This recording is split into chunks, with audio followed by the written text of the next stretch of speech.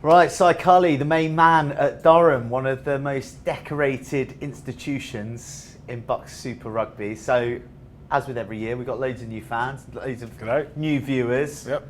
Sum up Durham and Durham University Rugby for us. I think Durham's, our theme for the season's legacy. It's 150th year. And I think legacy sums up Durham University Rugby. Everyone who has been part of it knows what an important part it plays in their life. The club has been so supportive to so many people over such a long period of time. It's a real moulding experience to as they grow from boy into man. 150 years. Okay, yeah. So you got some cool stuff lined up?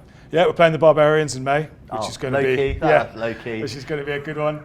And we've got a series of events through the year. We're looking to engage with alumni as much as possible.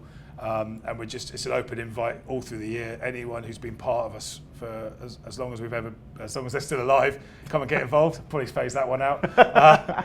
Yeah. So 150 years of legacy, but this is 1 year that's going to be isolated and 1 year to add to that legacy. So how do you plan on going about that?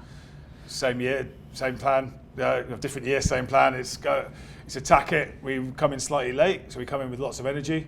We buy into the group that we've got. We get on one page and we work hard together, and good things will happen, hopefully. Let's talk about that group, because you've lost a lot of big players, a lot of quality players, lots of big players in terms of their frame. Yeah. So what's the new group you're dealing with like? It's a fresh group. It's a chance to mould a bit more of a new beginning for us in terms of the group. Like I say, we've lost a lot of big personalities who've won a lot of Bucks Super Rugby games and a couple of titles along the way. So it's up to this group now to pick up the mantle. We've got some experience still, a couple of guys in their fourth year, one or two leaders who've been part of the team in their third year since being freshers. So we're looking for a bit of evolution, and we'll see as we go through pre-season how we mould the group. What's that like for you as a coach? Is it exciting? Is it daunting? Yeah. This is one of the best bits about university rugby. I love the fact that every year you've got a new group. A third of your club is changing every year. Probably somewhere around about a quarter of your first team, anywhere to sort of like this year, 2/3 of your first team's changing. So you're challenged as a coach. Like you can't stand still. If you stand still, you go backwards, and you can't force a game plan or a strategy or philosophy onto the same group year on year on year, because you've just got too much of a disparate group of people coming together. So you have to mould what you're delivering to suit the group you've got. So that puts quite a big onus on the players who are stepping up. They want to move into third year. What's that evolution like for those players? What do you see in them, and what do you try and draw out of them as they're making that progression from being the young kids, the freshers, to them being the leaders of not just the team but the club, and a club with 150 years under its belt? It's about empowering them to find their voice. So, and even if they don't necessarily feel that confidence straight away, they're going to have to fake it till they make it a little bit. We're lucky. Durham does breed some quite confident people. Sometimes they have to be reined in a little bit, but you have to encourage that each leadership group to find what's meaningful for them.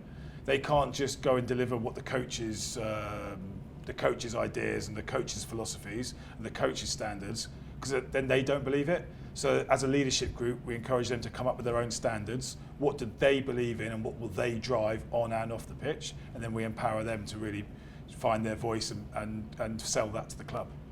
So that blend of the coaches and the boys' philosophy is going to equal what on the pitch this season for Durham? What's the style? What are we going to be seeing out there? About 2 days of pre-season. We'd hope to play a little bit quicker, speed it up. We've invested in some good grounds machinery for hollow drift, so we'd hope for stay a bit drier for a bit longer. A nice covered commentary position. Oh, beautiful, mate. We'll get you a nice coat and a Mac. Yeah, I believe when I see it. We've got some good quality in the backs. Got some really good ball runners in the forwards.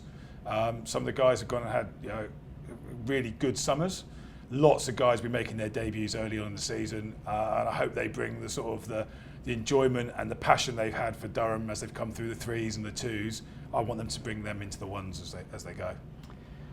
And I guess final question, in terms of sort of tangible goals, the obvious thing to say is you want to win the whole thing. Is that it, or are there any other sort of aims and ambitions for the season? There's a lot of boxes that need to be ticked before you start worrying about that. As ever, we'll worry about Bath away. First game That's a huge game for us. You know, there's been just a few points between us in the league for the last 3-4 years.